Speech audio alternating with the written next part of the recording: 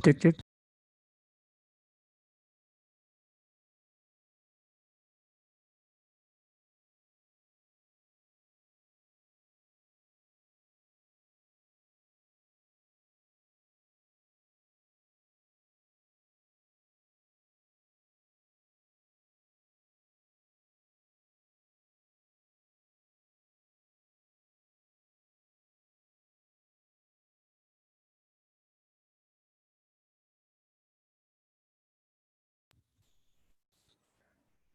Cek.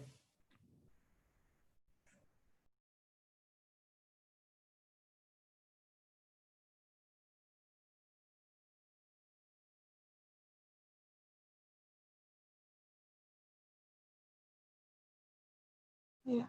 Mas Ale udah bisa dimulai?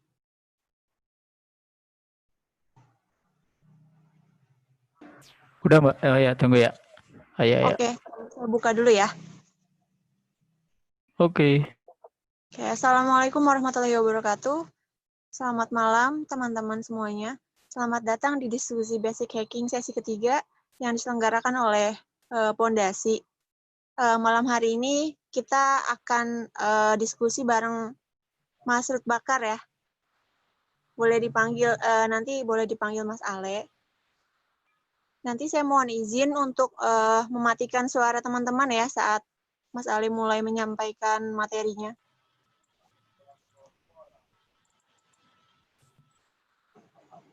Oke, ini masih banyak yang join. Silakan Mas Ale untuk dimulai aja. Oke Mbak. Ya.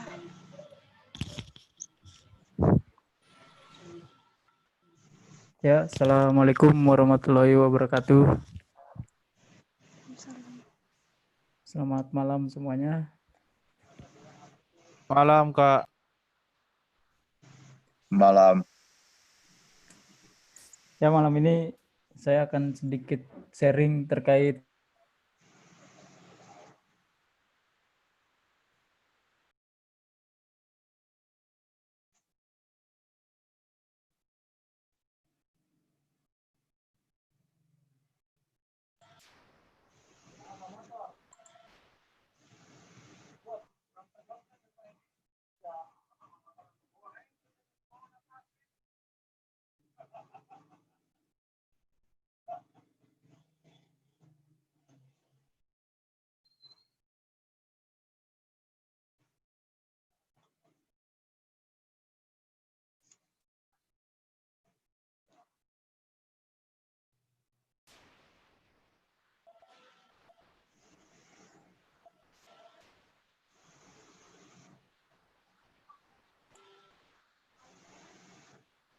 Mas, udah bisa?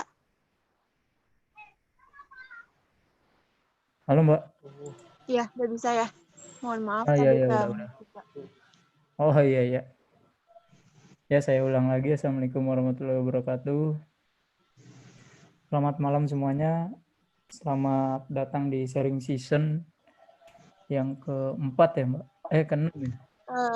Sesi ketiga untuk basic hacking-nya, Mas. Ya, untuk basic hacking sesi ketiga saya akan sharing terkait bug hunting. Materi sharing kali ini yaitu bug open redirect, XSS, dan juga IDOR. Mungkin dari rekan-rekan sudah familiar dari ketiga bug tersebut.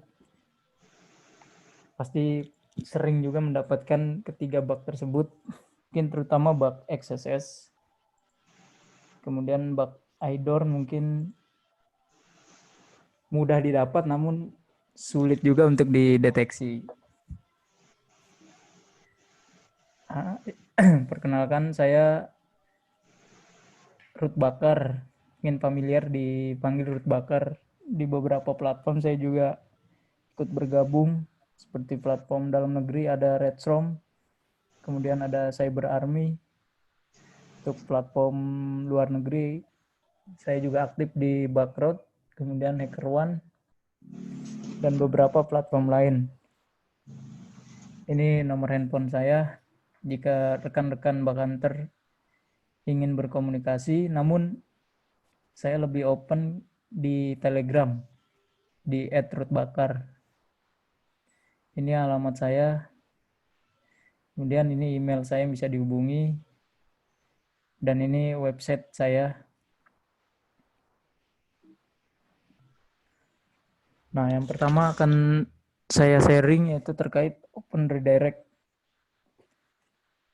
Nah, Open Redirect sendiri yaitu sebuah kerentanan pada sistem aplikasi yang menyebabkan pengalihan dan penerusan yang tidak tervalidasi oleh sistem dan memungkinkan aplikasi website mengalihkan permintaan ke URL yang terkandung di dalam inputan tersebut. Dengan memodifikasi input URL yang tidak terpercaya, seorang attacker dapat mengelabui user lain yang kemudian diarahkan ke situs jahat yang tidak terpercaya atau malicious site, situs penipuan dengan menggunakan phishing atau pencurian kredensial milik korban atau milik user yang kita targetkan atau yang ditargetkan oleh seorang attacker. Jadi kurang lebih rules dari Open Redirect attack atau proses dari terjadinya serangan Open Redirect yaitu user mengklik atau mengakses link yang terpercaya. Nah, di link tersebut memungkinkan atau kemungkinan terdiri dari halaman login atau halaman register. Nah, user biasanya memasukkan username dan password yang valid di dalamnya. Namun, sebelum user melakukan atau memasukkan username dan password, nah biasanya attacker yang melakukan serangan Open Redirect akan memanipulasi URL dari URL asli atau URL yang sebenarnya. Nah, kemudian di sini biasanya ada parameter atau query string URL yang memungkinkan si attacker memanipulasi URL tersebut dengan memasukkan malicious site atau link phishing dan lain sebagainya. Nah, kemudian user menerima, biasanya si attacker mengirimkan kepada user menerima link tersebut, kemudian user mengakses link tersebut. Nah, biasa kemudian user itu memasukkan username dan password, namun user tidak melihat ada beberapa parameter yang dirubah oleh si attacker. Nah, kemudian user biasanya terperangkap di dalam situ. Biasanya redirect-nya itu di custom sedemikian rupa, dimasukkan beberapa website yang malicious atau customan website phishing yang dibuat oleh si attacker. Nah, setelah itu prosesnya biasanya attacker berhasil menjebak si user ke dalam malicious site yang sudah di custom sedemikian rupa. Nah, ini saya dapatkan di linuxsec.org. Itu penjelasannya, bisa rekan-rekan lihat di sini. Kemudian, nah bagaimana serangan Open Redirect tersebut bisa terjadi? Nah, biasanya kerentanan Open Redirect terdiri dari parameter return URI, kemudian redirect, kemudian parameter redirect URL, kemudian previous.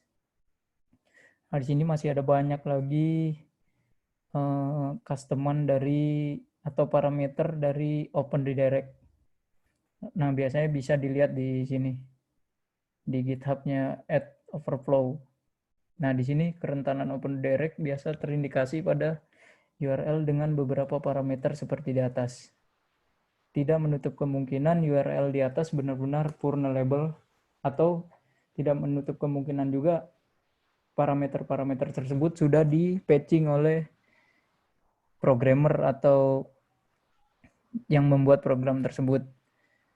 Nah, kemudian rekan-rekan bisa melakukan pencarian menggunakan Google Doc dengan mengacu kepada beberapa parameter tersebut, atau bisa juga mengunjungi halaman yang sudah saya berikan di sini.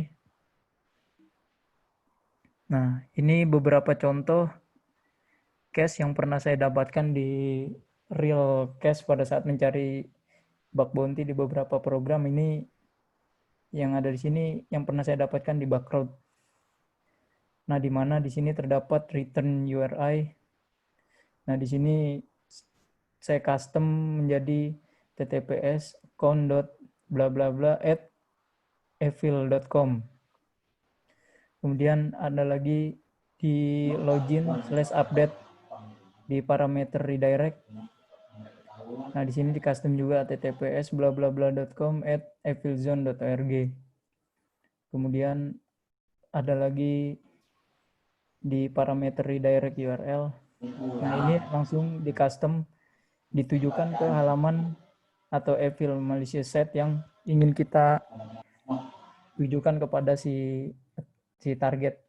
Nah, kemudian ada lagi ini di halaman previous, di parameter previous, di mana langsung bisa di custom jadi atau ditujukan ke halaman yang ingin di direct. Nah, ini salah satu contoh, nanti kita ada demokan juga di sesi berikutnya. Nah, ini salah satu contoh bagaimana parameter redirect. Nah, ketika saya inputkan https google.com, kemudian saya kirim requestnya, nah dia berhasil di direct, ditujukan. Nah, ini kita lihat di sisi respon tersebut berhasil di direct ke https google.com. Kemudian bisa dilihat juga di bawah sini dokumen tersebut, nilai responnya 301 dialihkan ke halaman google.com. Nah, ini beberapa portofolio yang pernah saya dapatkan di Backrot dari kerentanan Open Redirect. Hampir semua bernilai P4. Namun jika rekan-rekan bisa mengeskalasi bug tersebut dengan mendapatkan mungkin kredensial dari si target atau mendapatkan value-value lain yang bernilai sensitif dari si target, mungkin nilainya bisa lebih dari di sini nilai untuk rewardnya. Nah, selanjutnya serangan XSS atau cross-site scripting, yaitu sebuah kerentanan pada sistem aplikasi yang dapat menyebabkan attacker mendapatkan informasi pribadi milik user lain pada suatu website yang sama, kemudian dapat pula dimanfaatkan untuk pengalihan ke situs lain atau mengarahkan mereka untuk mendownload sebuah file secara otomatis. Biasanya kita bisa custom si payload XSS-nya itu dengan kebutuhan-kebutuhan yang kita inginkan. Misalnya kita membutuhkan untuk mendapatkan kredensial atau cookie dari si target, berarti kita custom payloadnya seperti dokumen cookie. Nah, kalau kita mau mengarahkan si target untuk mendownload malware, berarti kita custom si XSS payloadnya untuk ketika si user mengakses secara otomatis mendownload malware dan lain sebagainya sesuai dengan kebutuhan. Kemudian, nah ini yang paling berbahaya, kerentanan XSS dapat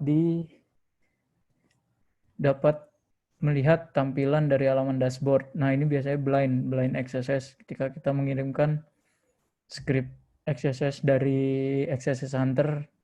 Nah, ketika di halaman user lain atau di halaman administrator dia ke-trigger, nah biasanya nanti tampil tuh halaman dashboard dari si admin atau si user yang mendapatkan impact atau dampak dari si payload tersebut. Nah, biasanya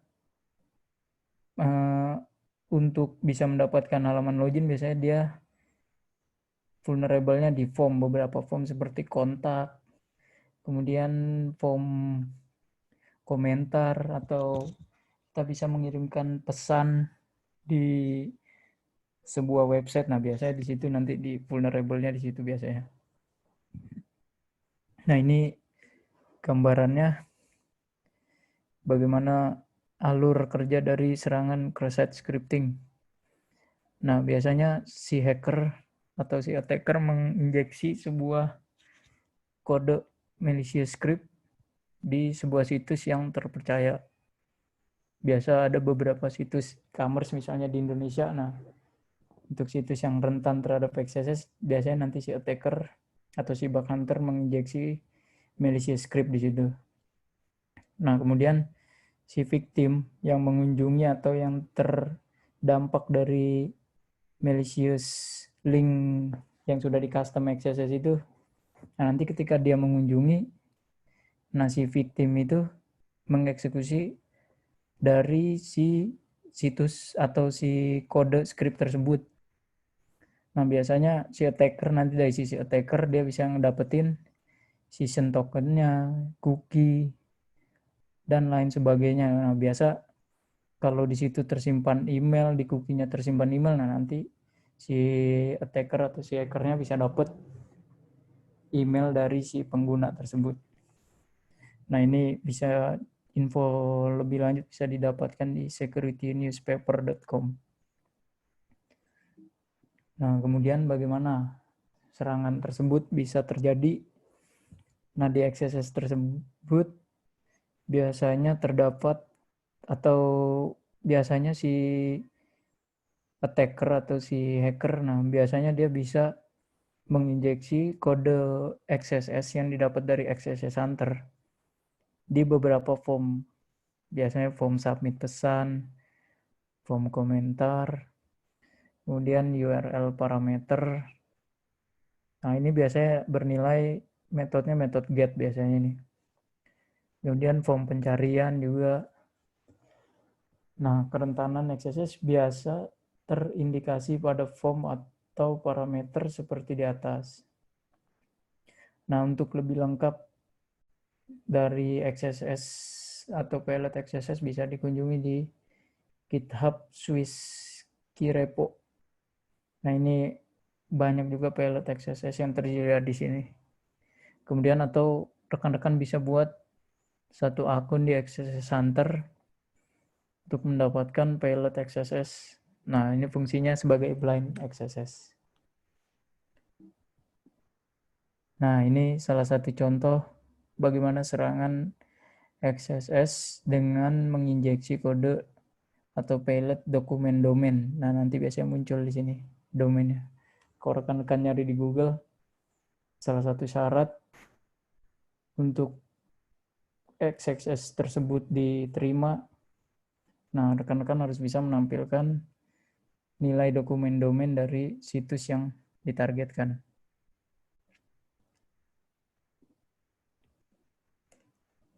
Nah ini salah satu contoh dari website. Nah di mana terdapat kolom komentar di sini.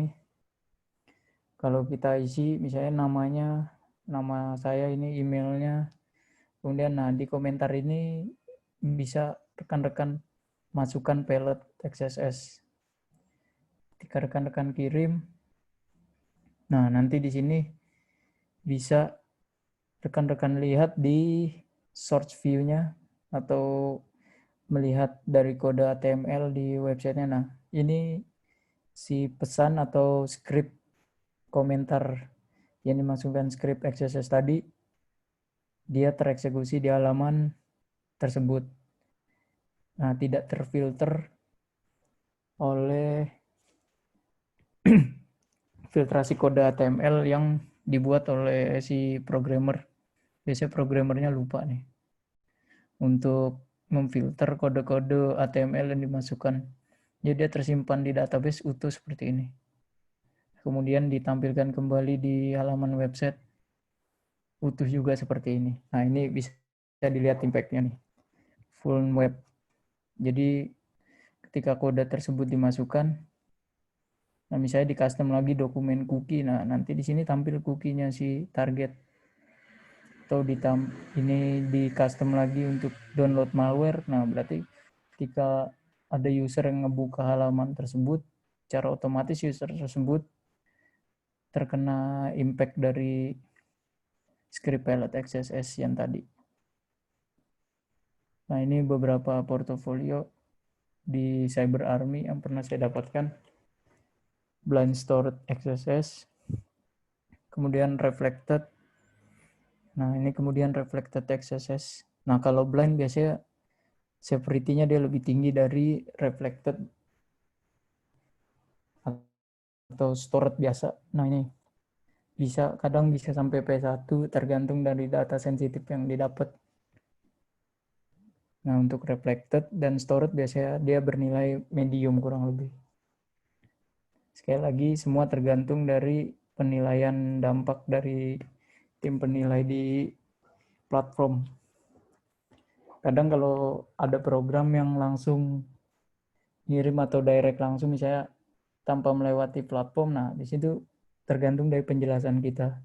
Kalau penjelasan kita singkat, intinya kita hanya melaporkan bahwa di sini ada bug XSS. Nah biasa si tim penilai dari perusahaan tersebut ya dia nilainya seadanya juga karena tergantung dari report yang kita kirim. Dan kalau kita menjelaskan secara detail mungkin impact-nya bla bla bla. Kemudian cara serangannya bisa berupa serangan yang bla bla bla. Nah, di situ biasanya penilaiannya bisa jauh lebih objektif. Mungkin severity-nya juga bisa jauh lebih tinggi lagi. Nah, ini selanjutnya serangan IDOR atau Insecure Direct Object Reference. Ini adalah sebuah kerentanan pada sistem aplikasi yang memungkinkan attacker untuk mendapatkan akses data milik user lain secara ilegal. Nantinya akses data tersebut bisa dilakukan penambahan, penghapusan, perubahan, atau bahkan hal lain yang serupa yang bisa dilakukan oleh user yang sesungguhnya. Jadi misalnya user yang sebenarnya bisa melakukan hal A, nah di serangan IDOR ini si attacker juga bisa melakukan hal yang serupa atau hal A yang dilakukan oleh si pemilik dari akun tersebut. Kemudian kerentanan ini bisa terjadi karena sistem tidak memvalidasi secara benar request yang dikirimkan oleh pengguna yang tidak sah dan tidak dapat melakukan pengenalan user yang melakukan request apakah user yang sebenarnya atau bukan. Nah, biasa di sini mungkin karena kesalahan season dari si programmer, jadi misalnya user A login, kemudian user B juga login. Nah, si user B ini mencoba mendapatkan akses atau mencoba memanipulasi akses data milik si user A. Nah, biasanya programmer lupa di situ untuk mengenali si sesi atau sesi request yang dikirim oleh si user B. Jadi seolah-olah apa yang dilakukan user B adalah yang dilakukan juga oleh si user A. Nah, biasa di situ kalau kita mungkin bisa ditambahkan token di situ kan, jadi ketika suatu request dikirimkan, nah biasa otomatis mengenerate token. Nah, token tersebut yang dikenali sebagai identifikasi dari si user tersebut. Jadi ketika misalnya user A mau merubah si user B, nah ternyata yang dikenali itu token requestnya si user B, nah harusnya secara otomatis ditolak di situ. Jadi kerentanan IDOR itu bisa, salah satu cara mitigasinya kurang lebih seperti itu. Nah, di sini gambaran alurnya di mana si attacker mengidentifikasi IDOR. Nah, biasanya dari request yang dikirimkan. Nah, ini salah satu contohnya misalnya https banksite.com account. Nah, tanda tanya parameter ID 1234. Nah, biasa misalnya nih 1234 ini punya si target nih. Nah, si attacker itu nyoba juga kan di parameter yang sama. Misalnya nilai dia 1235. Nah, si hacker nih mau coba ngerubah 1234 ini. Misalnya di sini formnya itu form data diri misalkan. Nah, si attacker nih ngerubah emailnya misalnya atau ngerubah nama belakangnya, last name. Nah, misalnya dia ubah itu hacked misalkan. Nah, ketika postnya dikirim, data postnya dikirim, nah si attacker itu ngerubah 1235 ini jadi 1234. Nah, di si server atau di database, kan database hanya bisa mengenali atau mengidentifikasi bahwa 1, 2, 3, 4 yang dikirimkan itu dia nggak mandang mau itu dari user A, user B, intinya si apa namanya primary key-nya ini kan yang ditujuin ini 1, 2, 3, 4. Jadi secara tidak langsung nilai dari ini dikirim yang tadi diubah nama belakangnya atau last name-nya dari si target. Nah di database ya taunya si target ini yang ngirim, bukan nilai dari si attacker yang dimanipulasi tadi. Nah berarti secara tidak langsung data dari si target ini udah berhasil diubah. Jadi 1, 2, 3, 4 ini last name-nya udah berubah menjadi hacked. Nah biasa misalnya itu tadi di perubahan data, bisa juga di penghapusan data. Nanti si hacker misalnya menghapus data alamat misalkan. Seperti salah satu case yang pernah saya baca di write up rekan-rekan bakanter yang menemukan celah tersebut di salah satu e-commerce di Indonesia. Nah dia mencoba ngapus si alamatnya. Nah cuman alamatnya itu ID-nya diganti ke random ID misalkan. Nah ternyata berhasil. Data yang random ID tadi ternyata berimpact ke user lain. Nah itu salah satu contoh yang penghapusan. Ada juga IDOR yang bersifat hanya melihat. Jadi dia hanya misalnya ID ini, oh data yang terlihat ini, misalnya nama depannya, nama belakang, emailnya. Nah itu biasa penilaian dari platform atau dari perusahaan, itu IDOR-nya kategorinya lebih rendah dari IDOR yang bisa menghapus atau bisa mengubah data. Jadi saya pernah nemuin juga di salah satu platform di Indonesia di Redsrom. Nah di Redsrom itu saya pernah nemu satu IDOR yang hanya impact-nya itu bisa ngelihat aja. Dan di situ katanya kata mereka data sensitifnya tidak terlalu parah, jadi nilai IDOR-nya itu lebih kecil dari atau severity-nya lebih kecil dari IDOR yang bisa menghapus atau merubah data. Nah ini lebih lengkap bisa rekan-rekan baca di business2community.com terkait dari IDOR. Nah bagaimana serangan IDOR tersebut bisa terjadi? Nah biasanya di parameter yang dikirimkan melalui metode POST. Nah, biasanya parameternya ada parameter ID, ada user ID, feature ID. Nah, biasanya kerentanan IDOR umumnya terdeteksi ketika seorang user melakukan request perubahan atau penghapusan sebuah data.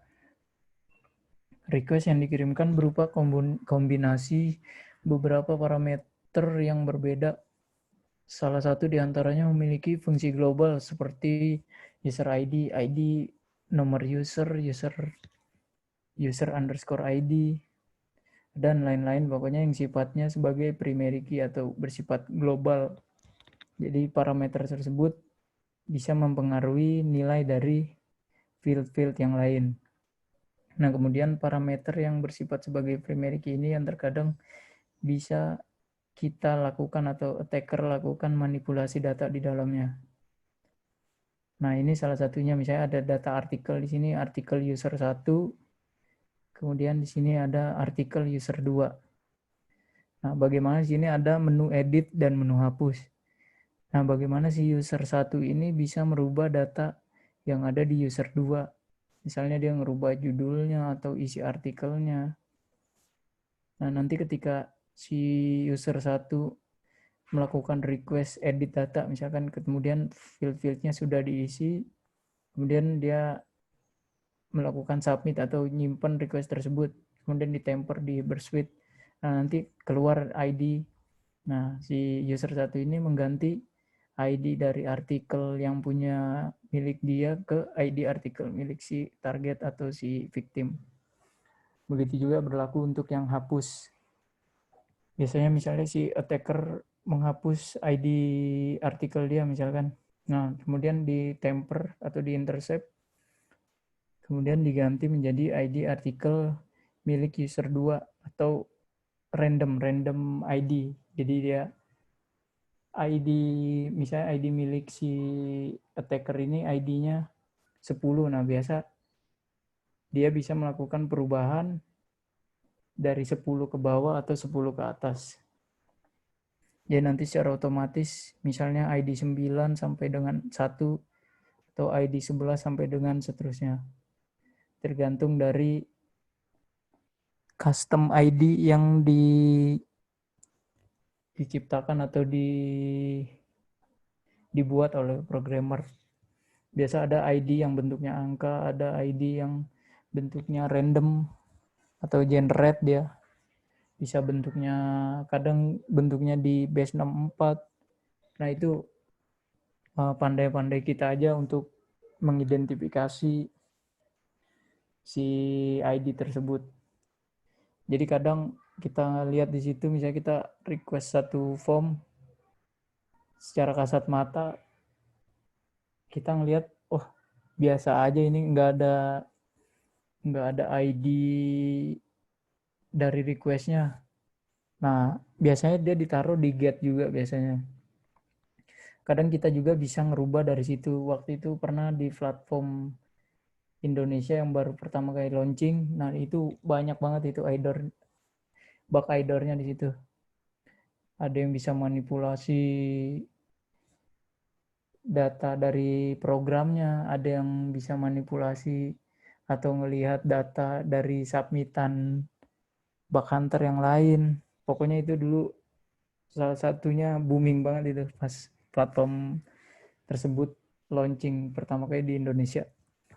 Pasti rekan-rekan bug hunter tahulah platformnya. Nah di situ banyak banget itu bug idornya waktu itu. Padahal dia udah pakai token juga, namun tokennya belum bisa mengidentifikasi request yang dikirimkan dari user yang berbeda. Nah ini salah satu contohnya. Misalkan yang tadi saya gambarkan edit idornya. Misalnya nih punyanya user 2. Nah, artikel ini telah ditambahkan oleh anonymous user. Nah, di sini kan nampak ID-nya itu 11. Nah, kemudian di sini terdapat name-nya itu ID atau parameter ID. Nah, yang tadinya punya si attacker diganti jadi punya si victim atau si target kita. Nah, ini bisa diganti misalnya parameter judulnya, value-nya diganti. Kemudian isi dari artikelnya, value-nya juga diganti. Nah, nanti jadinya kurang lebih seperti ini. Nah, nanti si artikel yang punyanya si user atau si victim ini jadi berubah, yang tadinya user 1 artikel 1 jadi user 2 artikel 1 dan lain sebagainya. Jadi masing-masing dari value-nya ini sesuai dengan customan kita aja. Nah, kadang dari backdoor ini kita bisa nemu juga XSS. Ya, misalnya dari edit artikel ini, nah yang isi artikel ini kita ganti payload XSS di sini nih.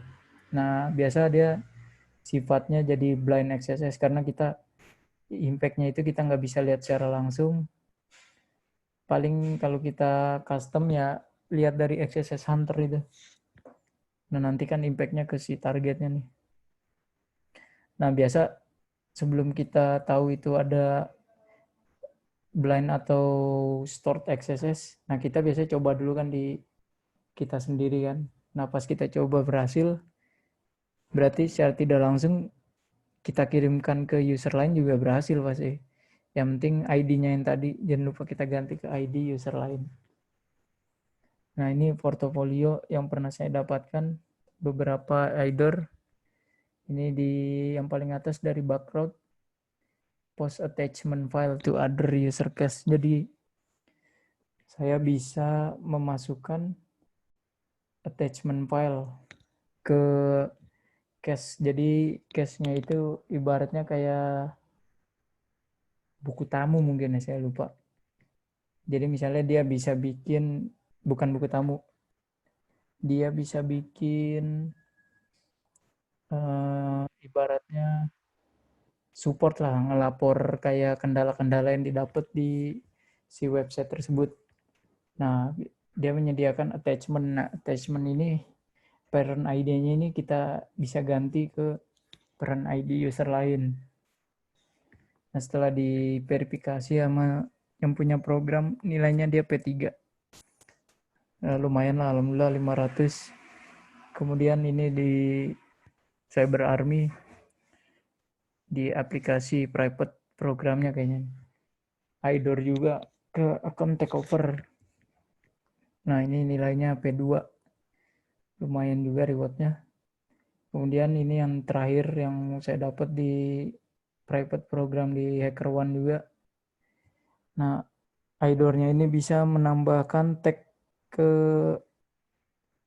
tag user lain. Misalnya user A bikin tag namanya hacker. Nah, user 2 misalnya bikin tag namanya hacked.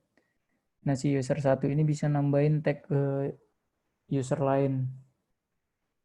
Waktu itu vulnerable-nya di parameter ID kalau tidak salah.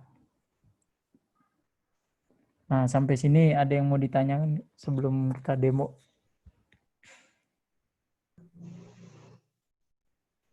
Baik, kalau misalnya ada yang mau ditanyakan, boleh langsung di chat aja.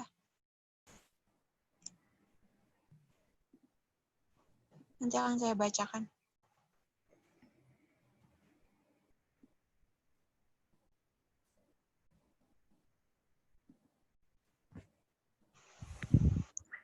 Oh, ini dari Kurt ya.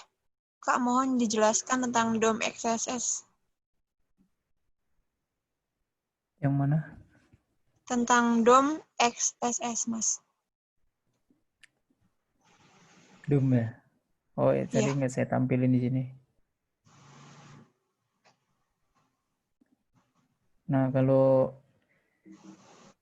Doom sendiri sepemahaman saya itu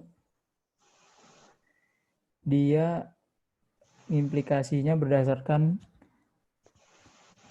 dari JavaScript-nya di situ yang di embed di dalam di dalam si websitenya. Nah, biasa kalau yang Doom, kadang ada yang Doom-nya itu contohnya seperti ini. Sebentar.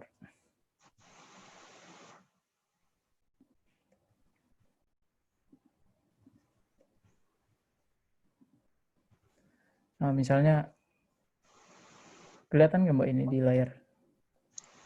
Iya. Oh ya. Ini masih PowerPoint ya slide-nya? Bukan, ini di apa? Subline. Nggak Enggak, kelihatan ya? ini masih. Enggak, Oh, belum, masih Mas. di PowerPoint. Oh iya, iya, iya. Sebentar.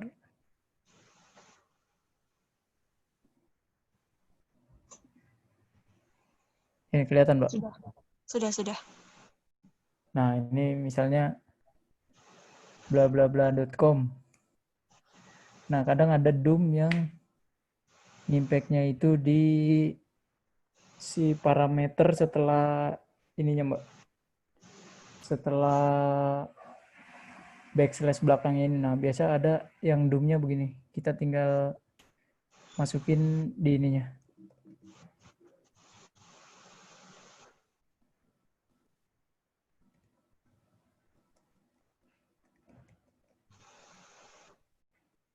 Nah, ini.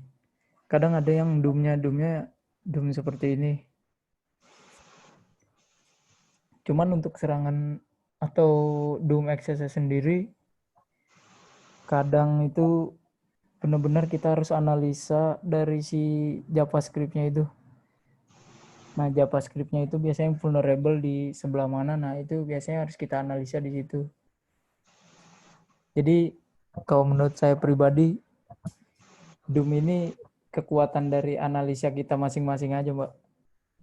Kadang Oke, ada Mas. yang benar-benar gampang, si Doom-nya itu. Kadang ada yang benar-benar kita harus paham si struktur dari JavaScript yang vulnerable di Doom XSS itu. Mungkin sampai apa? Dari saya itu aja yang terkait Doom. Oke. Ini masih ada pertanyaan lagi. Iya. Mungkin akan dibantu oleh Mas Aprian ya, Mas? Mas Aprian? Halo. Nih Nah, ada oke. pertanyaan lagi, Mas.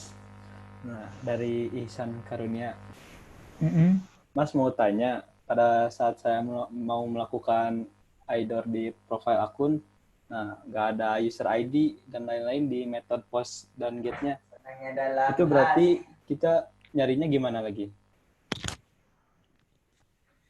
Oh, yang ini ya. Masih ada kemungkinan nggak untuk Pada IDOR saat itu? saya mau melakukan IDOR di profile akun, nah tidak ada user ID dan lain-lain di method post dan get. Itu berarti kita carinya gimana, Mas? Tahu tidak bisa melakukan IDOR. Nah, biasa kita bisa nambahin secara otomatis, Mas. Jadi misalnya begini. Sebentar. Misalnya, nah ini misalnya ketika kita daftar nih, misalnya kita kan register. Di situ biasanya nanti ada email sama dengan bla bla bla.com @gmail.com misalkan. Terus kemudian username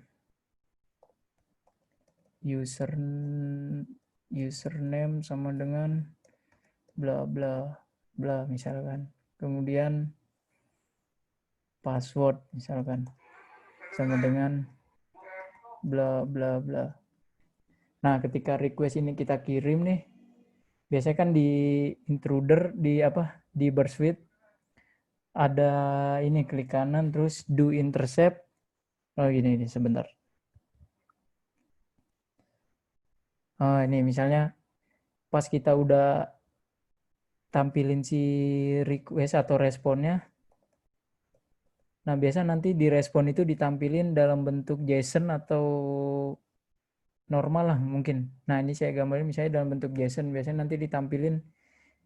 Nah, dia di situ ada ID biasanya nih. ID misalnya 123. Kemudian username sama dengan bla bla bla. Kemudian password, alamat dan lain-lain lah. Nah, ini yang bisa jadi acuan kita nih.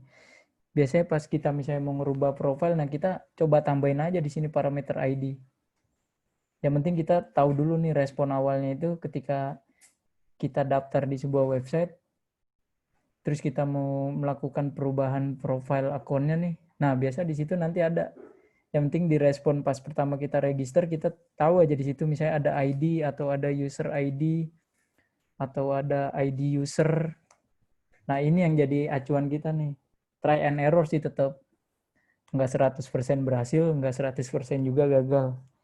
Untung-untungan lah kalau tebakan kita pas, di situ parameter pas kita mau ngerubah datanya atau ngerubah profile akunnya itu ternyata yang sebagai primary key itu ID user, ya bisa jadi kemungkinan besar data tersebut bisa berubah. Mungkin sampai sini kurang lebih seperti itu penjelasannya, Mas. Mungkin bisa diterima atau ada pertanyaan lagi? Oke. Ini ada pertanyaan lain, Mas, dari Ya. M. Arifin Ilham.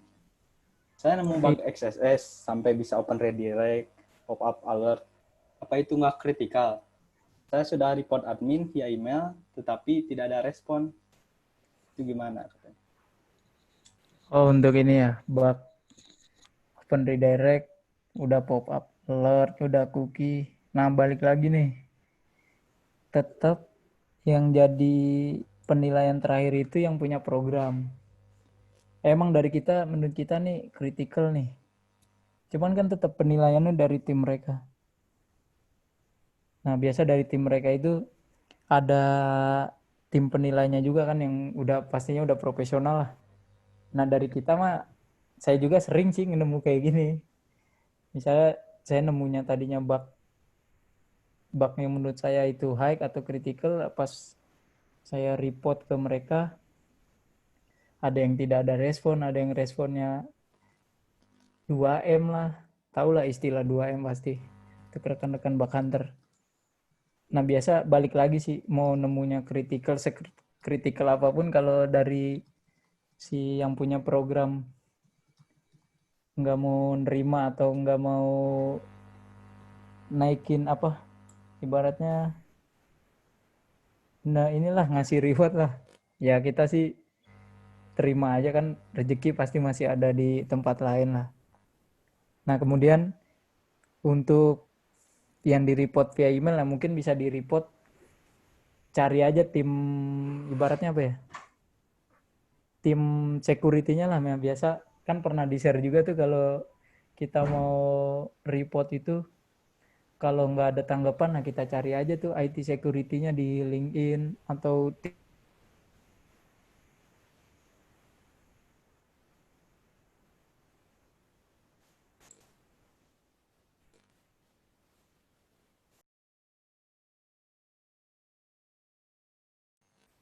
Tes tes.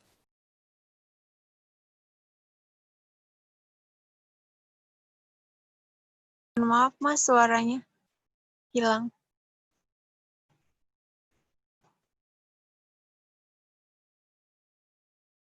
Tes.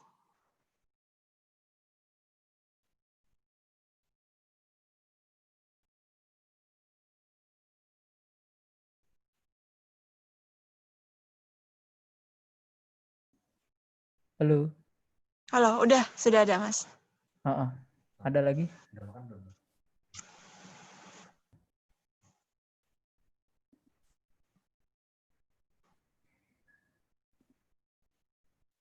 Tes tes. Nih ada Yuk. lagi Mas. Oke. Nih katanya gimana sih cara menentukan tingkatan severity itu, bisa high bisa medium gitu. Itu dari mana gitu? Oh itu. Kalau yang pernah saya baca, biasa si yang punya program itu nentuinnya dari cara kita menemukan bug tersebut. Kemudian impact dari bug tersebut. Jadi misalnya kita nemuinnya itu gampang, nah impact-nya tinggi. Kemudian kita nemuinnya susah, tapi impact-nya rendah. Nah itu biasa tingkatan penilaiannya dari situ. Kemudian dari si di bug-nya juga, misalnya kita nemu bug tingkatannya rendah, cuman dia bisa berimpact ke tingkatan yang jauh lebih tinggi misalkan begitu. Jadi ada banyak parameter penilaian sih, itu tergantung balik lagi ke yang punya program. Kadang dia penilaiannya hanya dari bug yang dikirimkan, saya kita nemu XSS atau nemu apa, nemu IDOR atau nemu SQL injection. Nah biasa dia ada juga yang penilaiannya mungkin dari bug aja sih, bug yang ditemukan itu, bukan dari cara dia menemukannya atau dari tingkat kesulitan dari si bugnya. Biasa dari parameter value, misalnya bug SQL, oh dia bisa dapat database, nah bisa penilaiannya dari situ aja sih. Atau oh IDOR dia bisa ganti data ini atau dia bisa ngapus data ini. Jadi masing-masing parameter penilaiannya itu dari si perusahaannya sih yang tahu lebih pasti taunya itu. Kadang kita sebagai bug hunter nggak dikasih tahu sih. Kadang ada juga yang ngasih tahu, cuman setelah kami nilai bug yang Anda temukan tingkatan security-nya bla bla bla. Jadi untuk lebih detail sih bagusnya ditanyain ke yang punya program pas kita nemuin bug tersebut. Biasanya seperti itu. Yang pengalaman saya sih. Oke Mas. Oke. Oke. Udah kita lanjut Ada aja lagi? ke praktiknya dulu, Oh, nanti tanya-tanya lagi gitu. oke. Nah ini,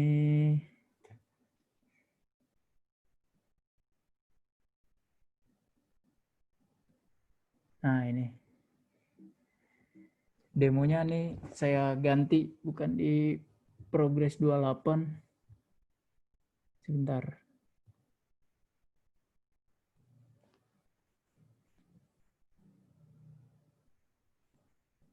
Hmm.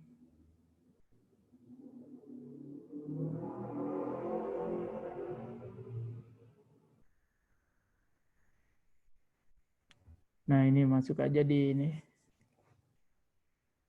Wait.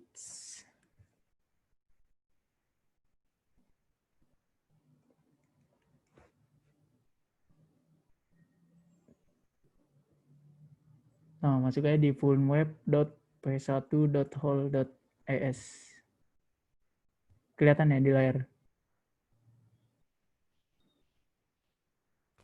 Dulu Mas masih yang ini. Oh, ini nih, udah ya? Udah.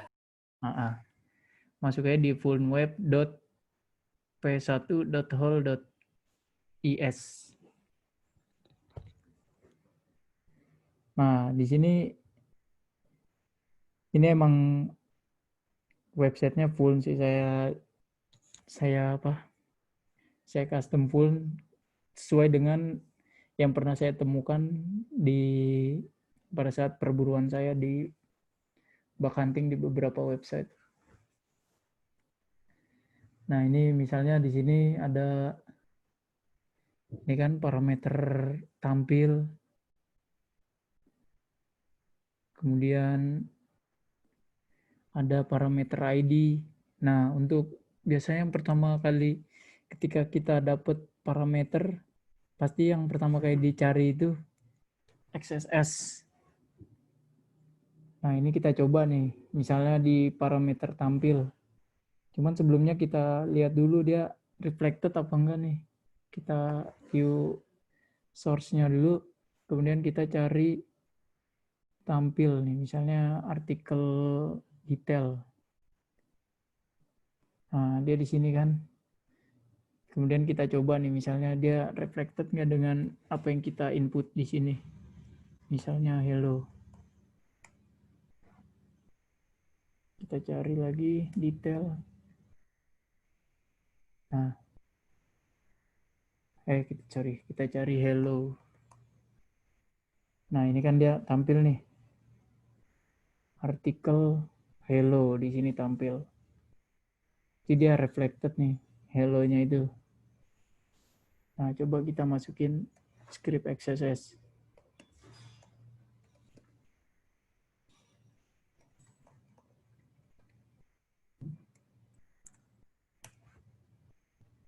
Alert 1. Nah, ini. Dia reflected di sini image src. Nah, kita coba akses pop up nggak dia?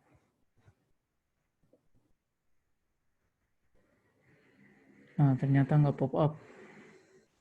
Mungkin karena tag ini, tag si value-nya belum ditutup kan, tag yang ini nih. Coba kita tutup.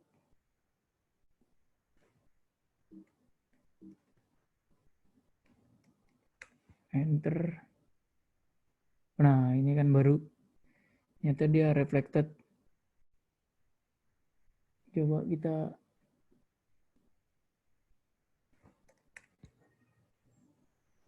Nah, kurang lebih untuk yang SSS berarti seperti ini nih, dia berhasil. Di parameter tampil, ternyata dia reflected. Nah, biasanya juga ketika kita dapat sebuah website, kayak yang kemarin di basic hacking sebelumnya, disebutkan ada tools yang namanya Arjun. Nah, biasa kan dia untuk ngedapetin hidden parameter. Nah, di sini kita bisa coba nih hidden parameter nih. Tadi kan kita lihat nih di parameter tampilnya itu ada parameter lain.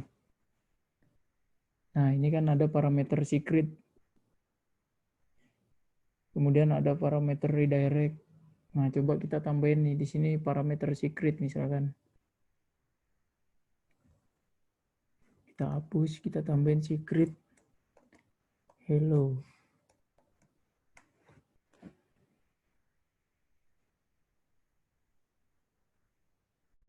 Nah. Oh, ini bersuitnya kita matiin dulu.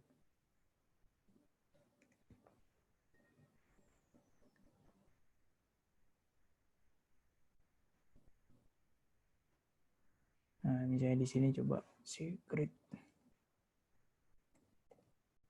Hello.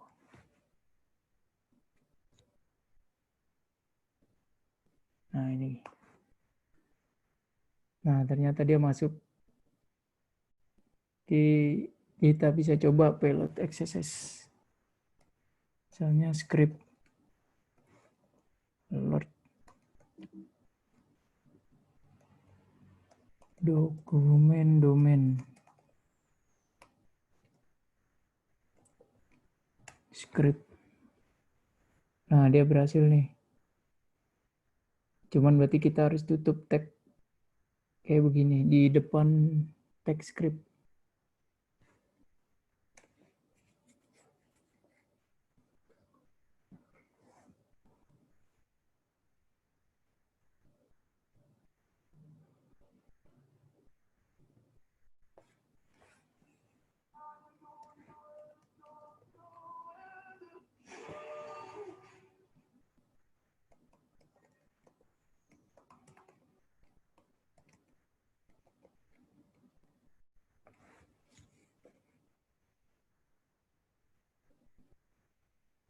Nah, ini kan berhasil. Dia tampil XSS-nya.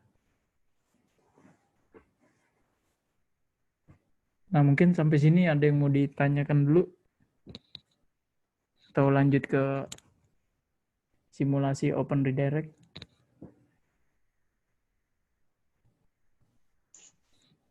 Mungkin dilanjut aja ya, Mas. Oh iya ya. Nah, ini kemudian ada direct di sini. Nah, biasa website itu kurang lebih yang ada bug Open Redirect pasti dia ada parameter redirect atau yang tadi saya sebutkan di slide redirect URI atau yang lain sebagainya. Nah, di sini kita bisa masukin custom URL, misalkan saya masukin seperti ini. google.com. Nah, kemudian akses. Nah, ternyata kan dia berhasil di direct ke halaman Google. Kemudian misalkan saya masukin langsung misalkan begini, evil.com. Enter. Nah, ternyata gagal. Dia direfleksikan di setelah backslash. Coba ganti lagi misalnya /evil.com. Enter.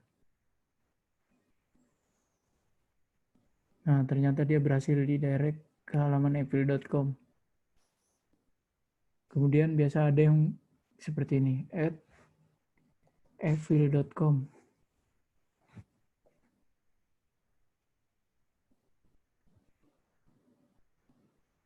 Nah, ternyata dia gagal. Dia direfleksikan di setelah backslash ini. Coba kita langsung masukkan misalnya https evil.com. Nah, ini berhasil. Jadi ada banyak payload yang bisa kita coba untuk memanfaatkan celah dari ini Open Redirect. Nah, kadang ada juga yang di halaman login misalkan. Oh, ini salah, sorry. Ini harusnya ini. User login portal. Nah, ini misalkan di sini saya menyediakan 2 user kalau rekan-rekan mau coba.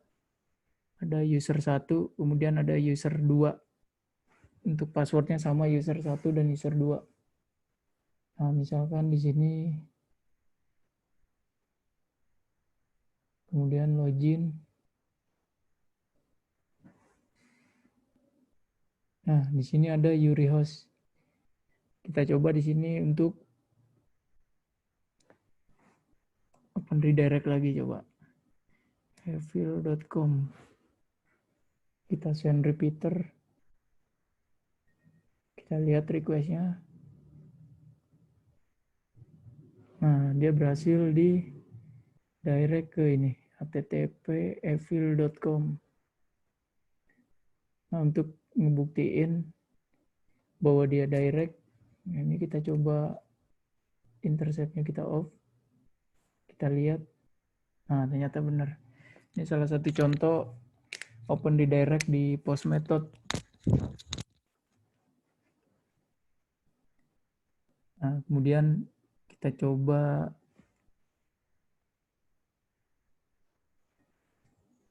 serangan IDOR yang tadi saya gambarkan.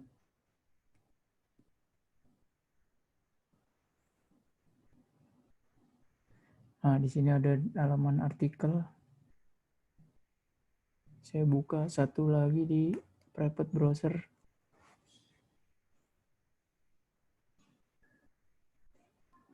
User 2.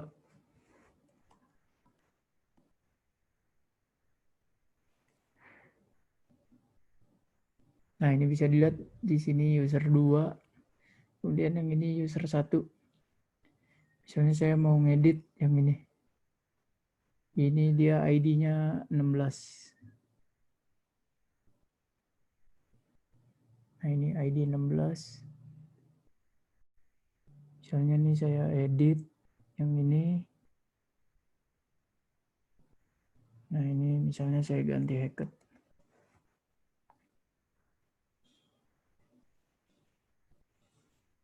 Saya intercept. Nah, ID di sini yang tadinya punya saya 12, saya ganti jadi 16.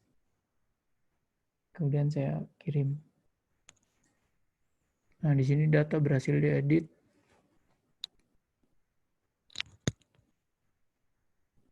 Kita lihat perubahannya. Nah, di punya sisi user 1, data masih sama. Kita lihat di user 2. Nah, ini kita refresh. Nah, ternyata berhasil. Kita berhasil mengubah data user 2. Selanjutnya misalnya kita hapus salah satu. Ini kita hapus. Nah, ID di sini kita ganti ID artikel yang tadi 16. Kemudian intercept kita off. Nah, data berhasil terhapus. Cuman di user 1 tetap masih 2. Kita lihat di user yang 2. Nah, artikelnya berhasil dihapus. Kurang lebih demonya seperti itu untuk serangan XSS, IDOR, dan juga Open Redirect. Mungkin sampai sini ada yang mau ditanyakan? Ini nih Mas, ada dari David April katanya. Tentang XSS. Misal, kita udah jalanin dokumen cookie pakai fungsi alert nih. Itu kan hanya bisa tampil di user tersebut. Jadi gimana sih caranya real attacker itu dapetin cookie dari user tersebut?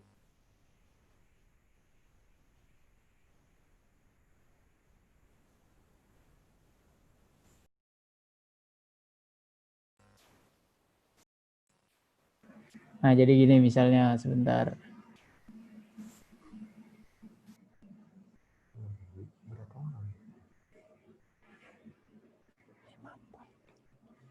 Nah, ini misalnya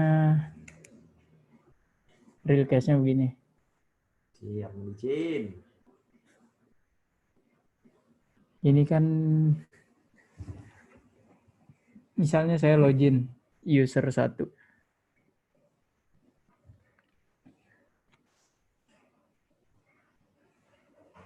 Nah, kemudian saya buka XSS Hunter.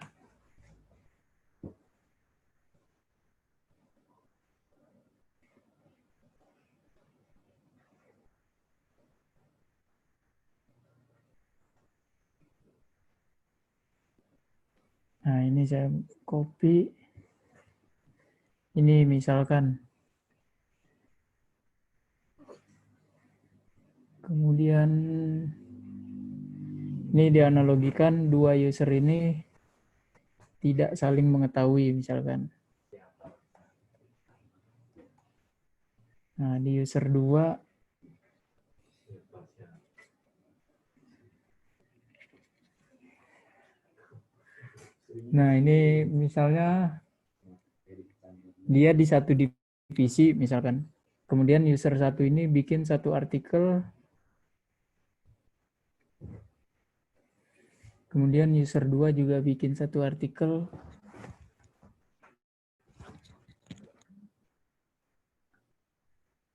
Nah, misalnya testing. Kemudian ini victim artikel. Tambah. Kemudian attacker artikel.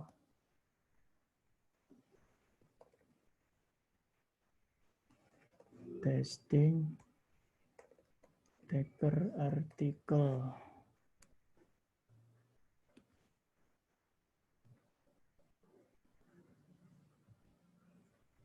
Nah, ini misalkan random.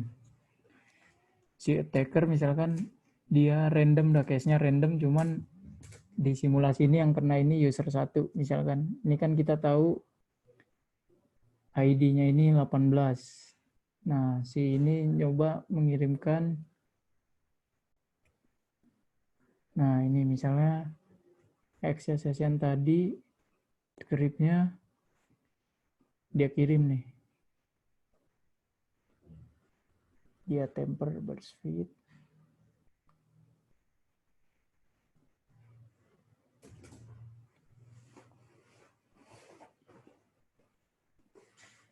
Nah, ini 18. Edit. Nah, ini dia ganti ke 18. Punyanya victim ya. Intercept off. Nah, data berhasil diedit. Nah, sekarang si victim nih ngebuka. Victim ngebuka. Ini di off. Nah, ini bisa dilihat kan. Nah, ini.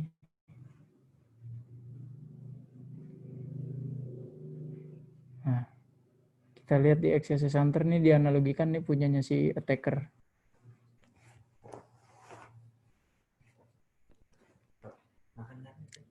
Nah, ini kan dia dapat nih. Dia dapat cookie-nya. Nah, ini kan cookie-nya nih berhasil dia dapat. Punya si user 1. Nah, ini si attacker tinggal ngimport nih. Dia copy, dia import di sini. Nah, ini rekan-rekan bisa pakai cookie editor. Ini di delete aja dulu. Di delete. Nah, ini kemudian di refresh. Nah, ini kan udah dilarang nih, jadi udah nggak bisa kebuka kan. Nah, ini tinggal diimport di sini. Di save. Pastikan sudah kesimpan. Nah, dia tinggal manggil yang halaman ininya, admin.php. Enter.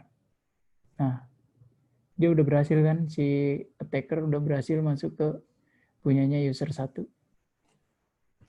Ya mas, kurang lebih begitu jawabannya. Oke, terima kasih Mas. Semoga dipahami ya. Ini ada juga pertanyaan lainnya nih Mas. Dari Rutki. Katanya masih bingung bedanya DOM access sama reflected. Dia pernah masukin payload lewat URL, tapi itu dibilangnya reflected, bukan DOM. Oh ya.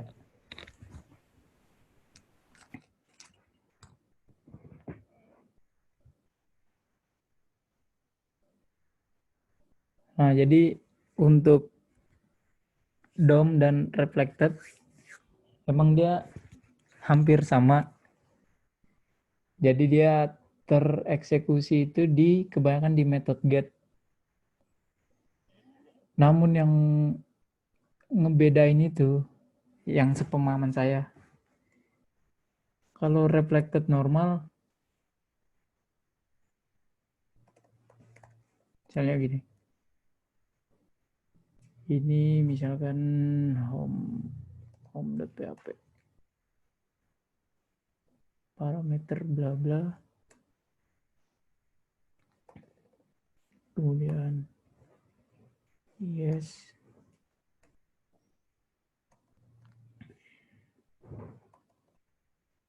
Nah, biasa kalau reflected normal biasanya dia itu tereksekusi di sini paling nih.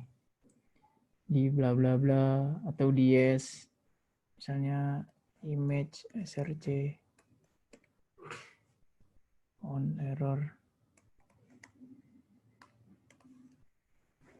Nah, untuk yang DOM, kalau yang DOM XSS biasanya dia kelihatannya URL-nya itu normal, URL normal, misalnya ini ada index.php/home misalkan.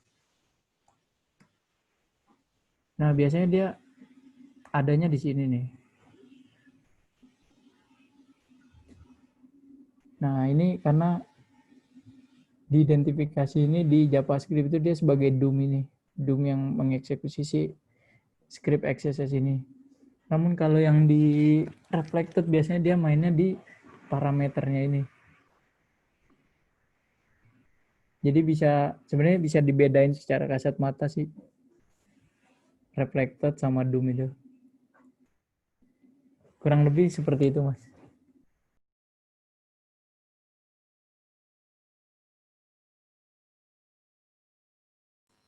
Oke. Mau dipahami ya.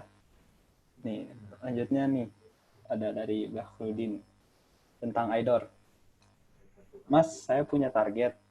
Untuk membatasi IDOR, si target ini memvalidasi dengan adanya SSO token. SSO token ini tidak ada expirednya. Apakah ada saran untuk eksploitasinya, Mas? Terima kasih. Gimana, Mas? Pertanyaannya di mana sih itu?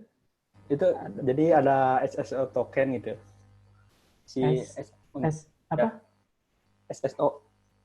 SSO. Single sign-in. Oh, iya. Tapi SSO token. Ya, tapi nggak ada expire-nya. Apakah ada saran untuk eksploitasinya gitu? Bug IDOR ya? Ya. Untuk bug IDOR SSO token. Nah, biasa dilihat dulu aja di identifikasi. Nih misalnya di SSO itu sebisa mungkin misalnya si masnya bikin dua akun. Nah, sebisa mungkin kita coba di akun kita sendiri dulu di dua akun itu. Jadi kita bisa benar-benar ngoprek semua parameter yang ada di dalam post method tersebut. Nah, itu kita bisa tinggal kita oprek aja itu. Misalnya ada ID ini, ID user ID misalkan, kemudian ada username, ada email, dan lain sebagainya. Nah, biasa dari SSO itu kita lihat dulu aja yang kira-kira ngimpact ke website lain yang satu lingkup dalam SSO itu yang mana. Kadang misalnya ada dua website login dalam satu SSO itu, nah mungkin kemungkinan besar website lain itu bukan pakai ID, misalnya begini.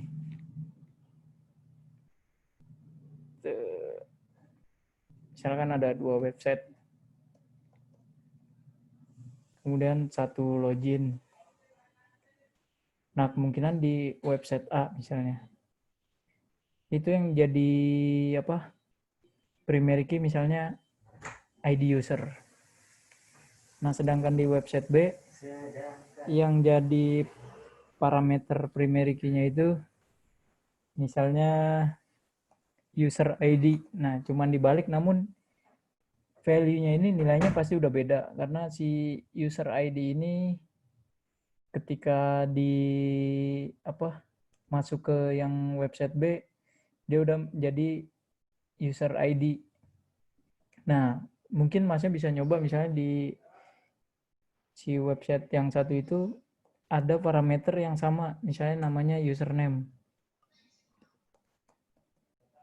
Nah, mungkin bisa dicoba di sini nih. Di parameter yang lain yang di website antara website yang satu dan website yang satunya lagi itu sama. Nah, namun untuk case misalnya di SSO itu jadi benar-benar harus dilihat parameter-parameter kemungkinannya. Atau bisa juga emang si websitenya itu udah di custom udah di patching untuk kerentanan dari si IDOR tersebut. Jadi misal kayak di Google kan kita login di satu website dengan satu Google, nah biasa kan hampir di semua website Google itu kan udah nge-link udah satu lingkup tuh dia.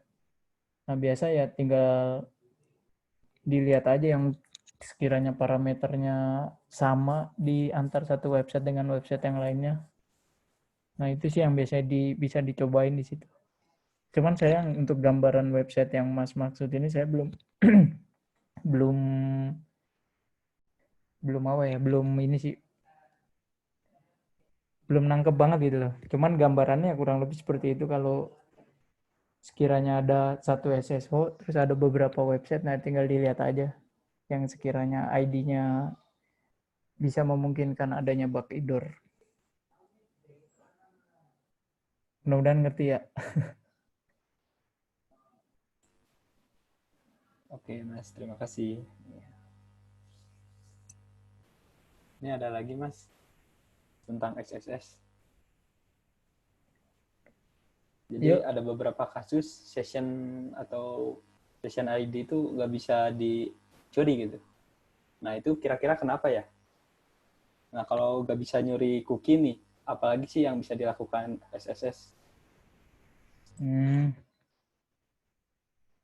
Nah, ya emang kadang begitu. Misalnya ada di yang misalnya website e-commerce di Indonesia. Pas kita ngelihat misalnya yang tadi kan di cookie-nya ini kan. Nah, ini tampil nih biasanya kan. Ada email dan lain sebagainya. Namun pas kita serangan XSS, kita pakai dokumen cookie, pop up, nah ada beberapa cookie yang nggak tampil biasanya. Nah itu biasanya dia udah dilindungi atau di ini secure flag. Nah biasa kayak di inilah platform di e-commerce di Indonesia yang hijau itu kan, platform hijau itu dia ada secure flag yang hanya bisa dilihat di sini. Namun atau di requestnya kan. Namun pas kita mau nyuri si pakai dokumen cookie, nah dia nggak keambil tuh si secure flag-nya itu, secure cookie-nya. Nah itu nggak bisa keambil, dia udah kelindungi kan, udah terlindungi. Nah biasa serangan lain yang bisa kita lakuin ya ngambil sensitif datanya aja sih. Misalnya di situ, nah ini kan contoh halaman ini misalnya tampil ada email, ada nomor telepon, ada alamat. Nah tanpa kita dapetin cookie-nya ini, dengan kita udah bisa ngambil email, alamat, itu udah nomor handphone, itu udah termasuk sensitif data itu yang bisa kita laporin. Jadi serangan XSS selain mengambil cookie untuk kita login ke akun lain, ya kita bisa ngambil data dari situ yang nomor handphone, alamat, kemudian email. Nah itu udah sensitif data itu. Bisa pakai XSS Hunter. Itu sih kurang lebih.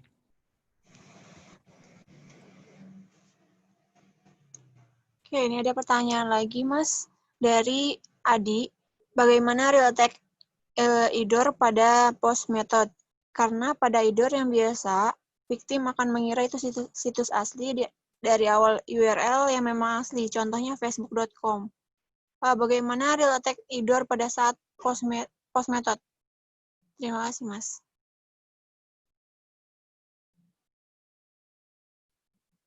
Ini maksudnya IDOR apa Open Redirect ya? Kayaknya Open Redirect deh. Soalnya... Iya kayaknya. Ya, Open Redirect. Nah untuk real attack-nya, untuk serangan IDOR kan jadi itu ngikutin deh. Serangan Open Redirect, real attack-nya kurang lebih kayak tadi. Yang tadi saya contohin di sini. Nah ini kan real attack nih. IDOR, dia sebenarnya idorevil.com. Nah ini kita bisa custom jadi CSRF. Cuman nih saya pakai yang community jadi fitur CSRF-nya nggak aktif. Nah ini rekan-rekan bisa generate CSRF. Cuman sebelumnya ini dipastiin dulu aja di custom di halaman yang kita mau. Misalnya .8080 misalnya kita punya server, kita custom nih misalnya 127.0.0.1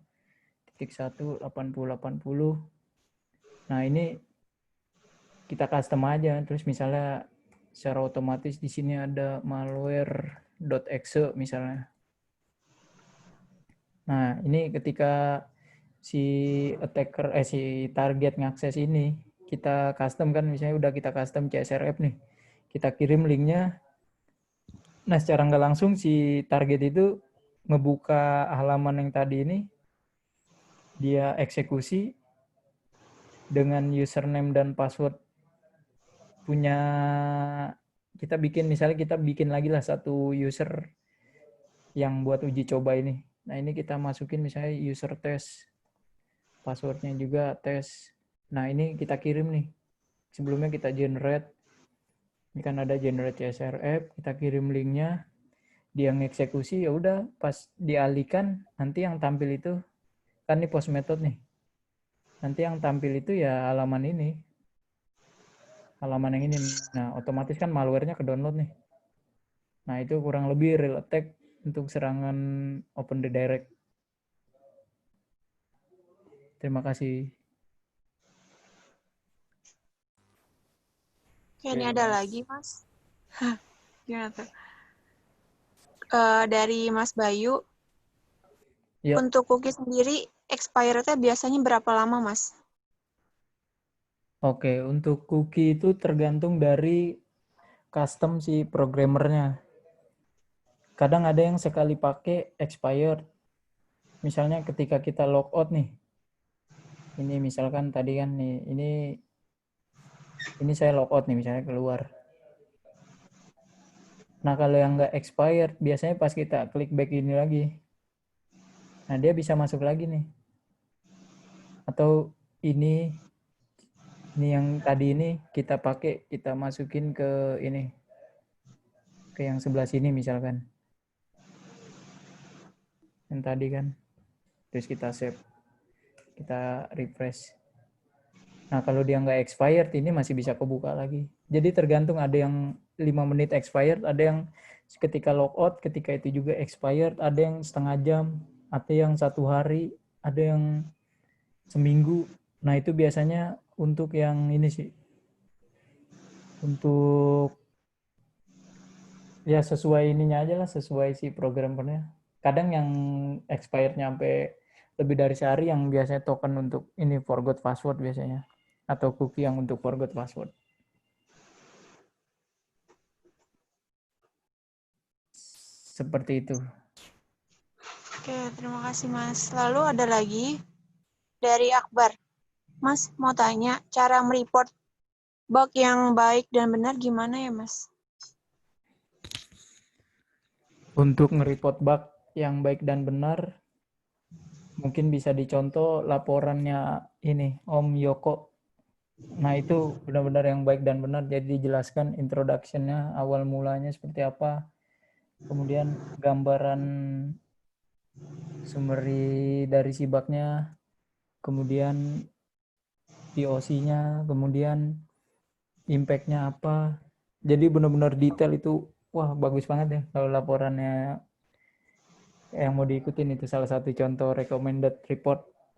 Nah, kemudian yang kedua bisa pakai template yang disediakan oleh platform, salah satunya CyberArmy. Itu menurut saya udah lumayan lengkap.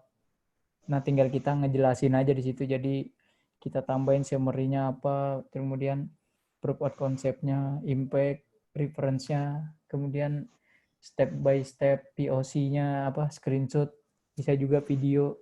Jadi tergantung sih, ada yang si platform itu atau si program minta kita nge-report berdasarkan kelengkapan. Jadi benar-benar lengkap.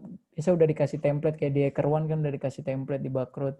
Ada yang dia minta cukup ngirim video aja.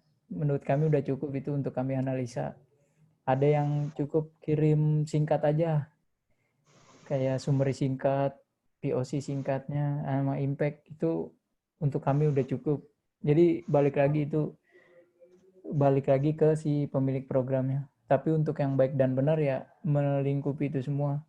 Judulnya, pengirimnya, tanggal berapa ditemukan, kalau bisa jam berapa, kemudian summary dari bug-nya, kemudian jenis bug-nya apa, POC-nya, impact, screenshot, kemudian referensinya dari mana, mungkin ada referensi exploit-nya juga, dan lain sebagainya. Pokoknya selengkap mungkin lah itu yang baik dan benar. Gitu. Mudah-mudahan paham ya.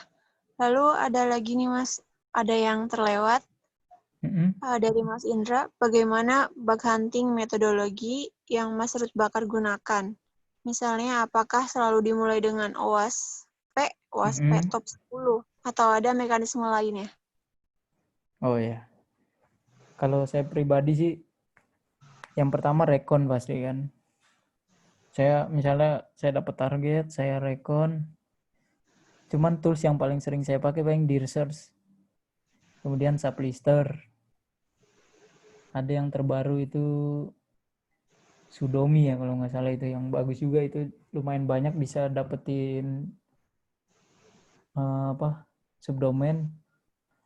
Kemudian saya lebih lama atau lebih banyak menggunakan ini sih Bursuit. Jadi benar-benar ngopreknya itu ngelihat semua kemungkinan yang bisa terjadi itu di Bursuit. Jadi untuk metodologinya itu kurang lebih ya tetap diterapkan. Jadi benar dari recon, kemudian scanning. Cuman scanning saya jarang sih. Kalau yang benar-benar website yang sekiranya udah nyari berhari-hari nggak nemu, nah paling baru di scan itu. Scan-nya pun ya paling scan yang dari Bursuit juga bisa, atau pakai beberapa tool scanning yang tersedia lah. Kurang lebih seperti itu, Mbak. Oke, itu Mas Indra jawabannya. Lalu ada lagi dari Bahrudin Asari. Apakah memungkinkan XSS bisa dikembangkan jadi RCE, Mas? Gimana, Mbak? Apakah memungkinkan XSS bisa dikembangkan jadi RCE, Mas? Oh, iya. Nah, tergantung dari ininya sih dia. Si XSS itu kita bisa ngedapetin apa dulu. Misalnya di vulnerable di parameter mana yang memungkinkan si parameter itu bisa atau bisa mengeksekusi beberapa komen yang ada di server. Cuman jarang sih, sekalinya bisa mungkin jarang yang bisa bisa ngedapetin atau bisa ngeksekusi sebagai RCE. Mungkin kebanyakan program desktop sih yang bisa dari XSS to RCE. Kayak waktu itu pernah ada yang nemuin di salah satu program kalau nggak salah, gimana dia ngeksekusi si XSS itu payloadnya untuk RC-nya itu munculin kalkulator. Kemungkinan itu ada, cuman menurut saya jarang. Mas wis ya, tak pateni ya. Terima kasih.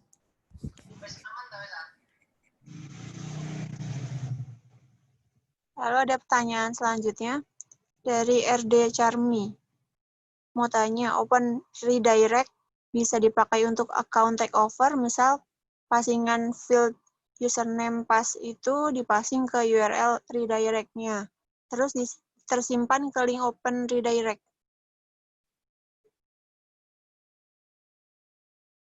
Oh ya, bentar. Saya coba memahami dulu pertanyaannya. Ya. Open Redirect bisa.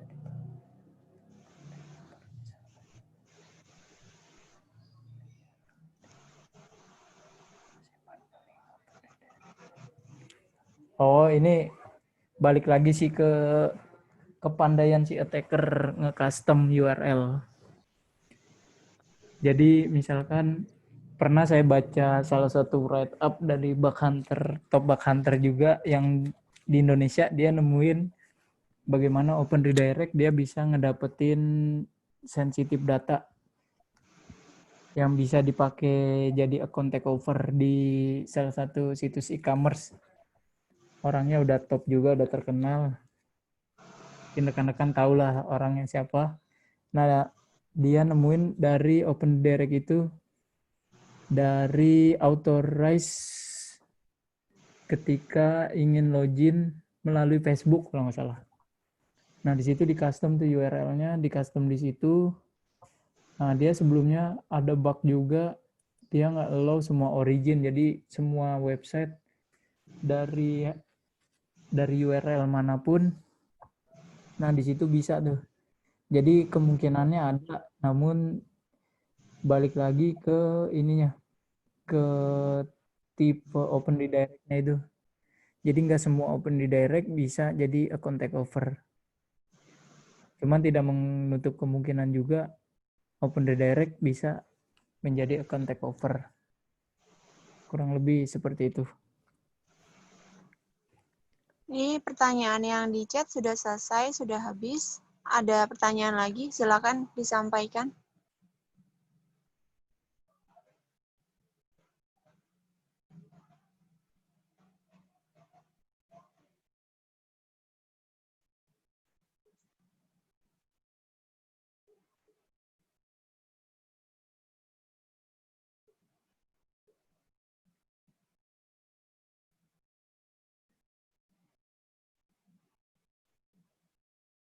Nah, ini ada lagi. Dari Naufan Fahma. Apakah dari bug XSS tersebut kita bisa mengupload sebuah file?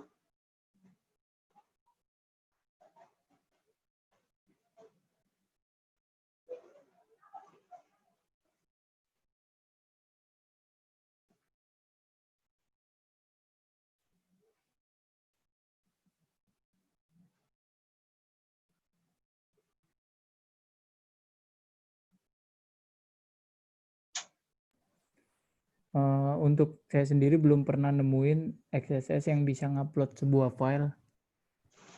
Namun nanti saya coba cari referensinya yang mungkin ada bakanter yang pernah nemuin XSS untuk ngupload sebuah file. Mungkin file yang dimaksud di sini file apa? Itu dulu sih, Mbak.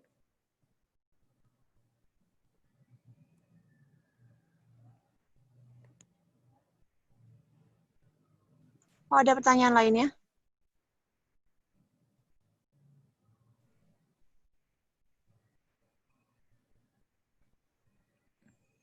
Nih, ada tips and trick untuk konsisten melakukan bug hunting apabila belum menemukan bug setelah sekian lama atau dalam keadaan burnout? Untuk tips dan trik, yang penting jangan ini sih, mumet pasti ya, mumet, terus bosen, apalagi pas ngelihat rekan-rekan bug hunter yang lain ada yang dapat reward. Wah, biasa kita jadi makin terpacu tuh. Walaupun dalam keadaan terpuruk, terpuruk. Nah, biasa yang penting kita konsisten aja, atau kita ngulang lagi tuh. Kita cari bug yang udah di patching. Nah, kita coba lagi tuh kemungkinan bug, masih ada bug di situ. Dulu saya nemuin open redirect, kemudian udah di patching. Nah, karena mumet udah nyari di sini, di situ nggak dapet. Nah, saya coba balik lagi ke platform itu. Nah, ternyata masih bisa tuh. Si bug yang dulu itu yang udah di patching ternyata ada bypassnya lagi untuk kita nemuin bug yang sama. Jadi misalkan bug A udah di patching, kemudian saya nyoba lagi bypass bug A tersebut. Nah, ternyata bug A tersebut valid kembali. Nah, kita bisa kirim. Mungkin untuk refreshingnya kita bisa balik lagi ke bug-bug yang udah kita temuin, cuman yang udah di resolve atau udah di patching sama si pemilik program. Terus jangan inilah, intinya jangan bosen nyoba, sama jangan dengerin kata orang. Kita coba aja terus, keep spirit lah, sama baca-baca write up orang, sama lihat video biar makin semangat untuk motivasi diri sendiri. Itu aja sih. Oke, mungkin dari Mas Ruth Bakar ada yang ingin disampaikan lagi sebelum saya tutup Apa ya? Oh, ini ada pertanyaan lagi nih. Oh, ada pertanyaan lagi. Extender bersuit yang dipakai atau sering digunakan oleh Mas Ruth Bakar saat melakukan bug hunting. Oh, kalau extender, sebentar. Ini paling Mas Jason Beautifier, fake IP root ini, cuman saya masih bingung cara makainya ini. Kemudian turbo intruder. Cuman ini sih yang paling sering saya pakai. Fake IP juga lah, cuman jarang berhasil ini fake IP. Mungkin saya yang masih kurang bisa nge-explore ini. Cuman baca-baca write up orang ini lumayan fake IP sama IP root ini. Rotate.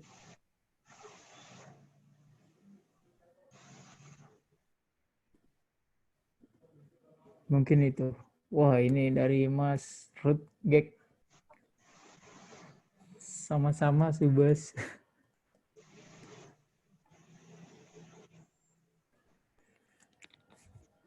Mungkin ada lagi sebelum ditutup sama mbaknya.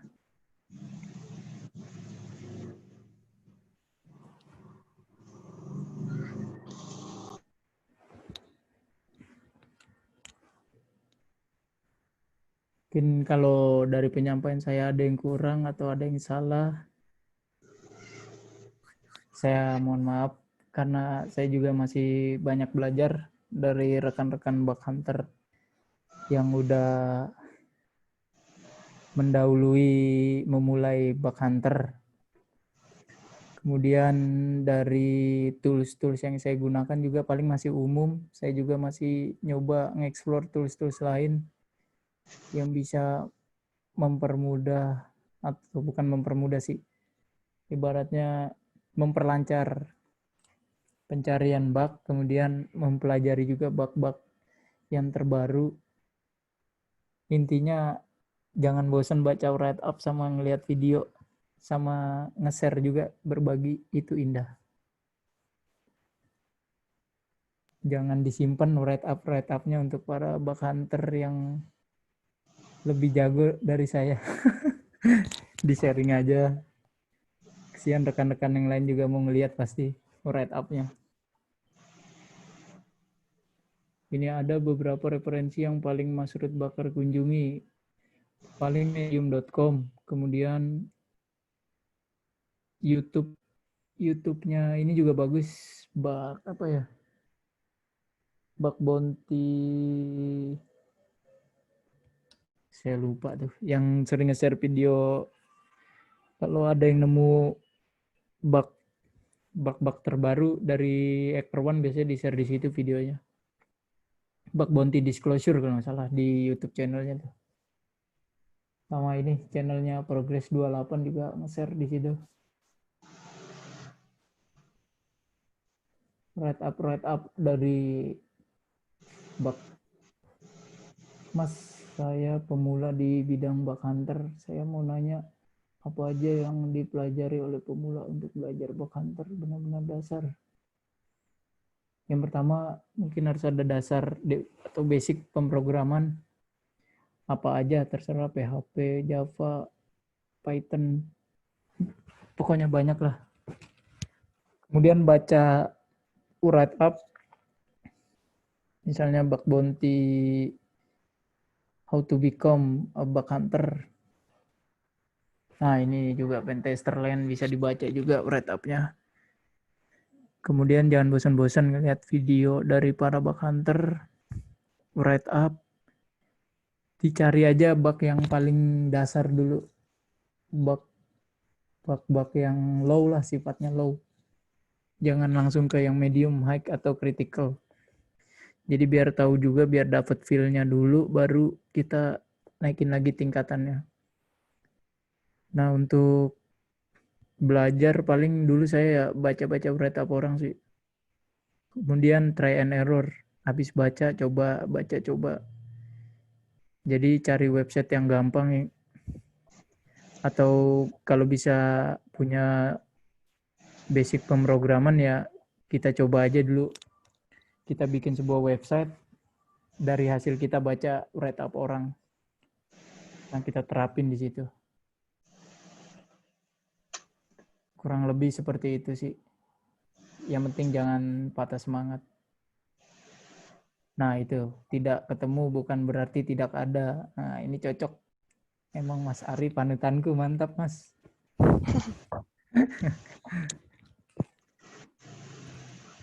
Keep try. Makasih Mas, sedikit tercerah. Wah, kalau kurang tercerah pakai lampu aja Mas. Oke, mungkin kalau misal sudah tidak ada pertanyaan lagi, bisa kami tutup diskusi untuk malam hari ini. Sebelumnya kami ucapkan terima kasih banyak buat Mas Ruth Bakar ya, sudah berbagi ilmunya di sini.